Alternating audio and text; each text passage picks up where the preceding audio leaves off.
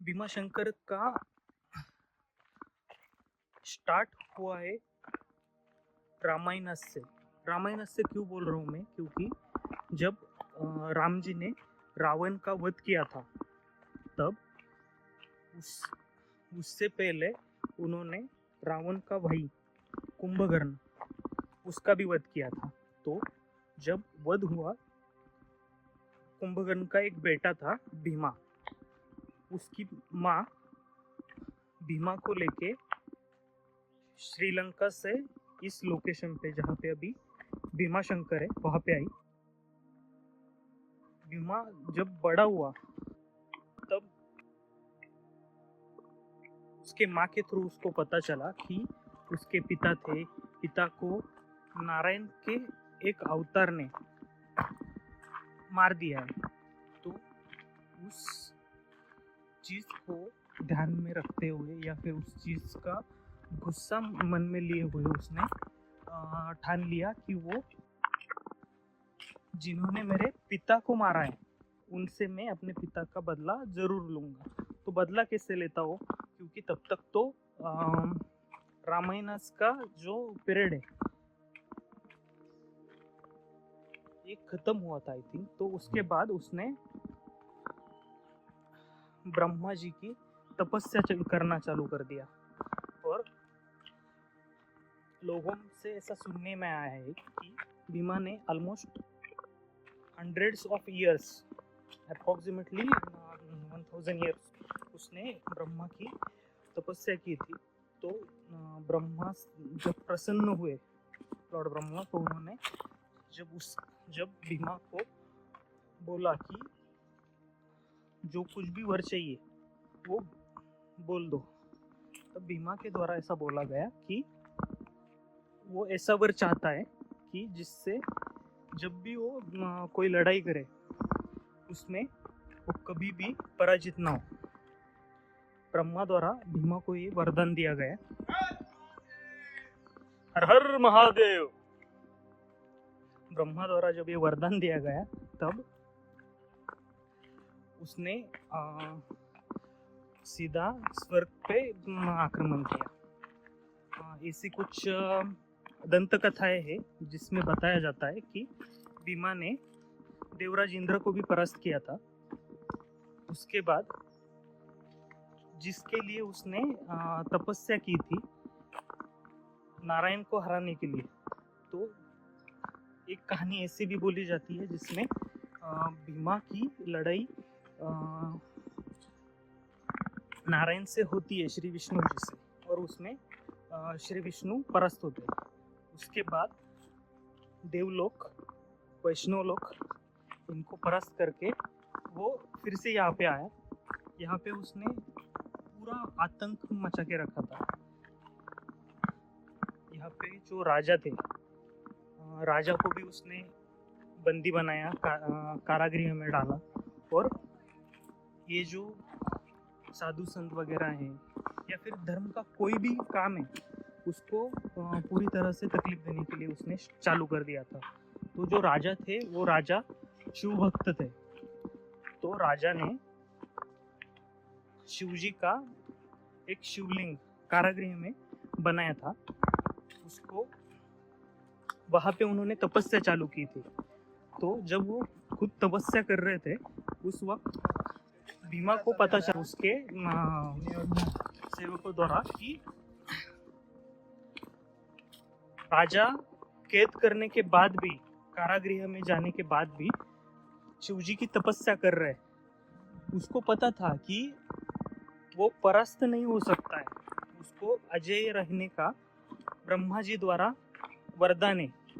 पर शिवजी तो शिवजी है, जितने भोले उतने ही तांडव कर देते। तो उसने वो तपस्या भंग करने के लिए ट्राई किया। उस वक्त जो तलवार लेके आया था वो, एक दंत कथा में ऐसा बोला जाता है कि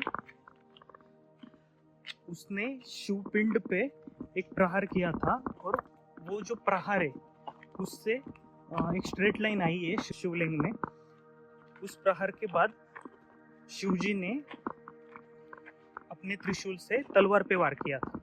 और उस वक्त युद्ध चालू हुआ भीमा और शिवजी का। ये वही भीमा है जिसको भीमासुर बाद में बोला गया। तो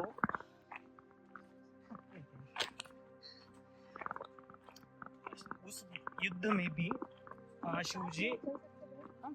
शिवजी भीमासुर को परास्त नहीं कर पा रहे थे, तब उन्होंने अपनी शक्ति माँ पार्वती को याद किया।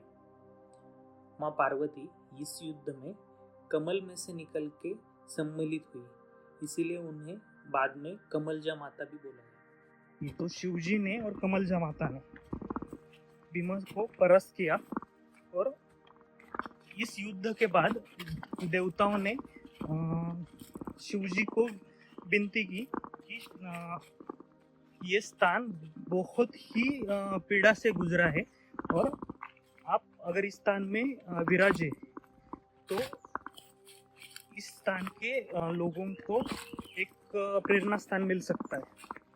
तो शिवजी यहाँ पे अपने 12 ज्योतिर्लिंग में से छठा ज्योतिर्लिंग है, इसके स्वरूप में यहाँ पे विराजमान है।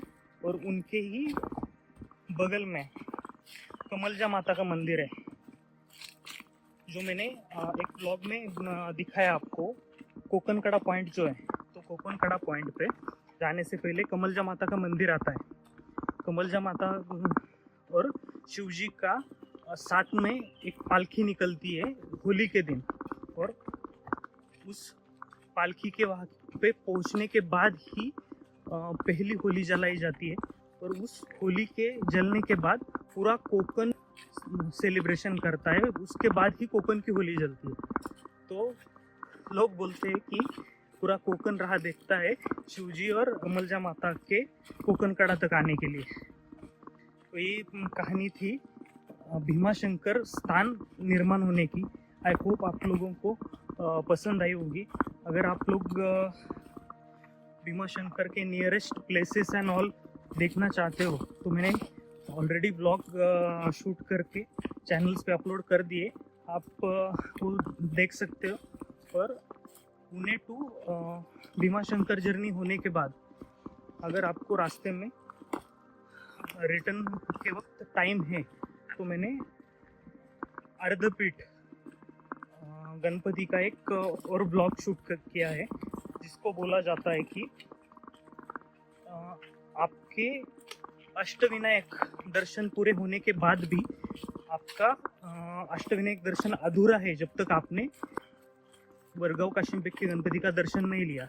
इसका सिग्निफिकेंस एकदम शॉर्ट में बता देता हूँ कि जो लेण्याद्री का गणपति है, उसकी वहाँ पे सोंड नहीं है, तो स्वयंभू मंदिर है वडगाव काशिमपेट का, जो आफ्टर लेण्याद्री देवस्थान वहाँ पे प्रकट हुआ है। और लेण्याद्री देवस्थान की जो सोंड गायब थी, वो यहाँ पे सिर्फ पूरे वर्ल्ड में एक लौता ऐसा मंदिर है जो सोंड के साथ है, जिसको पेशवाओं द्वारा या फिर अंग्रेजों द्वारा भी हर साल धन दिया गया था रख रखाव के लिए। तो ऐसे बहुत सारे वीडियोस है चैनल पे, आप जरूर विजिट कीजिएगा। Thank you. Her her Mahadev.